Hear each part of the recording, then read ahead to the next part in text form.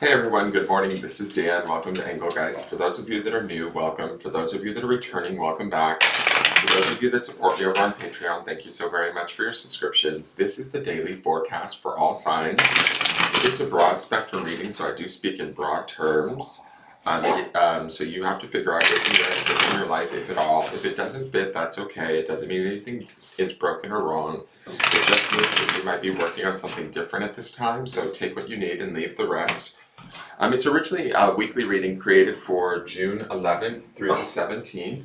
It's not solely set for that date. If you're seeing it on a different date, and what I'm saying applies to your situation, how you're feeling, what you're dealing with, by all means utilize the reading when you're doing it. I do believe readings can be timeless and find us when we need them rather than when they are created for.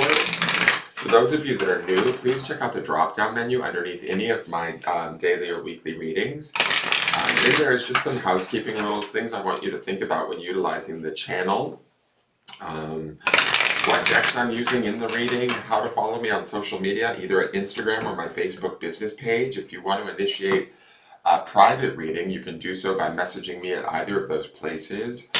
Know that I will never reach out to you to sell you a reading. You would need to be the one to initiate that conversation at those two places. If anybody were to approach you and try and sell you a reading, say it's me, it's not me. And then also easy ways to support the channel. You can do so by hitting the thumbs up button, subscribing to the channel and hitting the notification bell, sharing the video out, or leaving me a question or comment. With the weekly reading, each of the cards that I pull represents for like a day or two of the week. Some of you might experience only one of these cards throughout the entirety of the week. Some of you might experience all of these cards and then some, so keep that in mind. It's a very flexible thing. We're all on different timelines and moving at different speeds, so just be aware of that. So let's see what's going on. What does Spirit want us to know for this week? I am off to the vet again this morning. So let's see what's going on. So for the beginning of the week, we have the Sage of Wands, which is the King of Wands. This could be a renewal of spirit, some excitement. He definitely looks excited. He's almost celebrating himself. The King of Wands can be seen as a sort of selfish character, but he's not necessarily. He's a guy that knows what he wants, and he goes after it. He doesn't, pull any punches. He doesn't wait and ponder. He moves quickly. He feels the thing that he wants. He feels it deeply at the level of spirit, and he just goes after it. He doesn't necessarily plan out a map or think about the steps or the ramifications of his actions. He kind of just goes with his gut and goes after it. And this to me feels very celebratory. This feels like maybe we might feel renewed, in charge, in authority. Things might be possible. There could even be a win in the early part of this week for ourselves, like a personal win. I love how his hands are up like that. Like he's won an award. He's being celebrated. So take that as you may.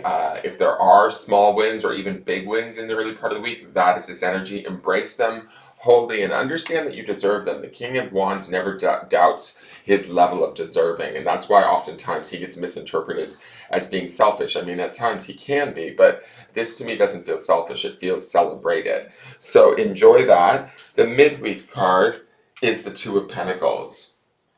What I like about this card is he looks like he's doing a martial arts practice or maybe even a Tai Chi, like he's slowing things down. He's slowing things down. Two of Pentacles is about, a decision to be made. Do I do this? Do I do that? Is it this route? Is it that route? Usually in our 3D world. What I like about this particular depiction is it looks like he is in an early morning, Tai Chi practice or martial arts practice that allows him the ability to meditate on a situation in his 3D world, to clearly make a decision. With the King of Wands leading the week, I feel like we should feel empowered, maybe highly excitable in the early part of the week, and then in the midweek we calm it down a bit and we get a little bit more serious, a little bit more practical, a little bit more grounded and discerning, and go a little bit inward to kind of balance out a situation or an idea, a thought, a choice within our world. Do I think we'll make the right choice? Yes, only because he's taking things more slowly, more carefully. He's concentrating, paying attention. giving himself, the time, the space, the breathing room to, I don't know if come to terms is the right question, like answer or right phrasing, but to come to that answer that he needs within himself to make that decision or choice and then move forward.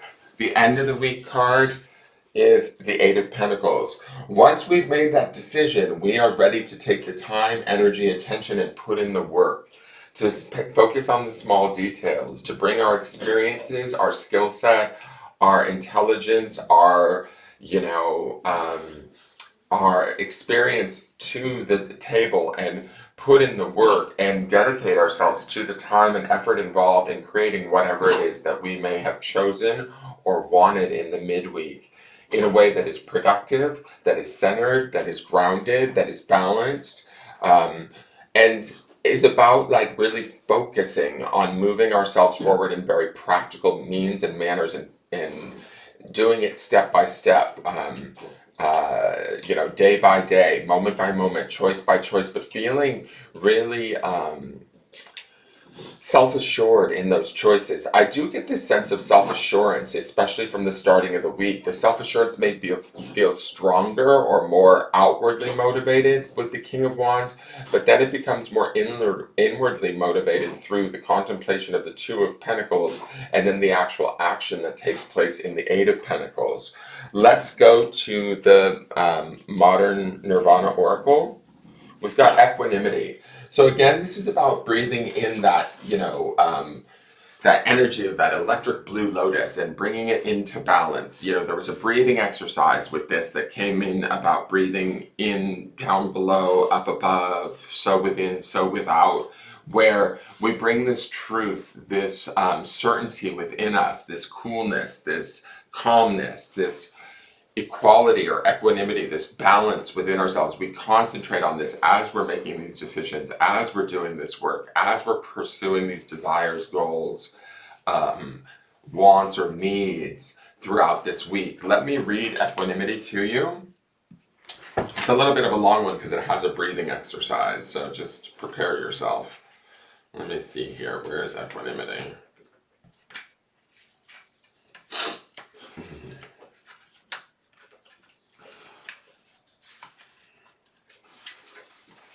So equanimity. If we allow our thoughts to arise and dissolve by themselves, they will pass through our mind as a bird flies through the sky without leaving a trace. Dilgo Kinyetse Rinpoche. Equanimity is a superlative state of being.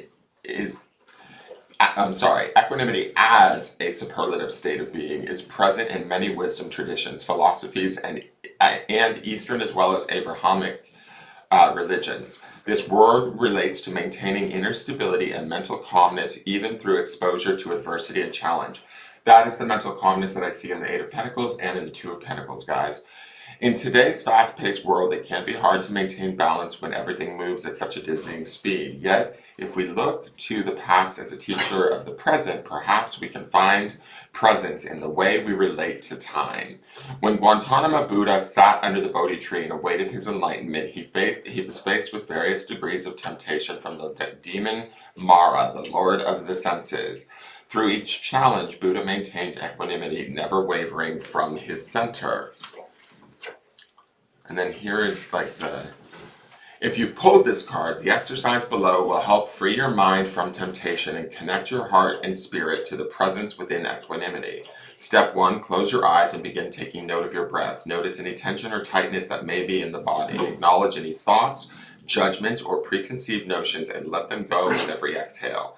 Step 2, inhale, visualizing an electric blue lotus opening in your inner eye, every petal pulsating with electricity, clearing away all obscurities of thought, spirit, and mind.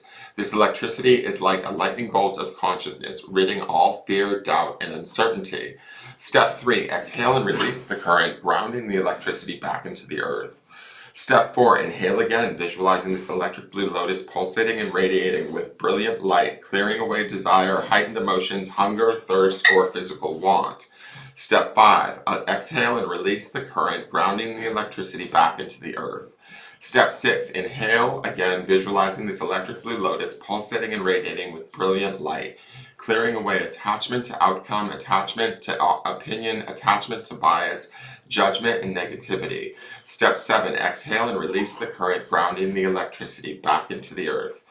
Step 8, inhale, again visualizing this electric blue lotus pulsating and radiating with brilliant light emanating from the top of your head, down your neck and spine, throughout your arms, fingers, legs, and feet, beaming brightly through every cell of your body. Allow the lotus to explode into pure energy and dissolve into your inner space. Step 9, exhale and release the current, grounding the electricity back into the earth. Step 10, open your eyes. The mantra is, my spirit emanates with the presence of radiant equanimity. I am enlightened in my own Buddha nature, whatever the weather, temptation, or circumstances may be.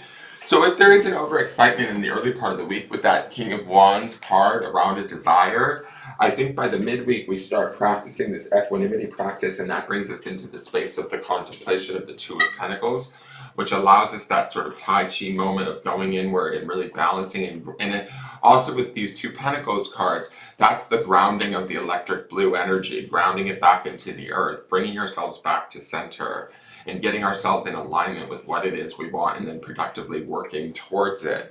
Let's look at the clarifiers for this week. We have the Seven of Pentacles, more pentacles of that energy. Again, contemplation, looking at the work we've put in. Is now the right time to harvest? What more needs to be done? Maybe even taking a pause throughout the week so that we can, assess, reassess, and maybe even, adjust our plans ever so slightly while we're balancing in this equanimity and this clarity to ground out any sort of, bonkers energies or shifts, fears, worries, neuroses that might be telling us, oh no, you can't do that, you can't make it happen. Indeed, we can with all of this Pentacles energy.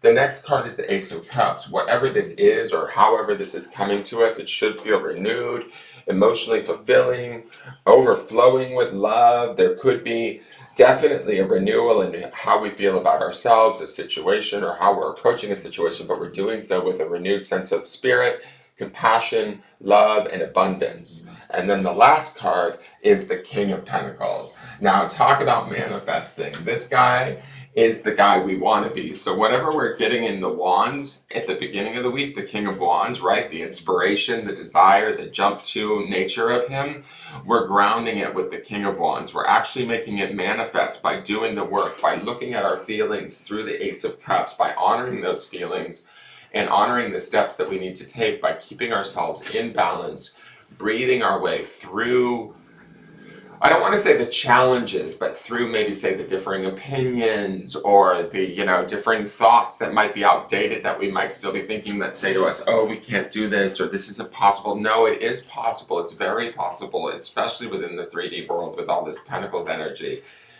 Keep this Pentacles energy at the forefront, and this breathing exercise at the forefront, and ground, and find yourself feeling more inspired and emotionally connected than maybe you have to things in the recent past. Let's go to the grounding stone.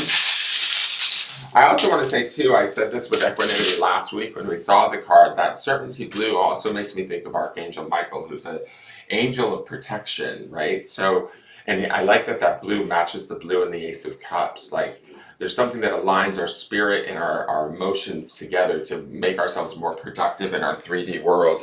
Here is our grounding stone, and speaking of that renewal of emotions, it is on rose quartz, which is the heart chakra, which would be about compassion. The word is learn.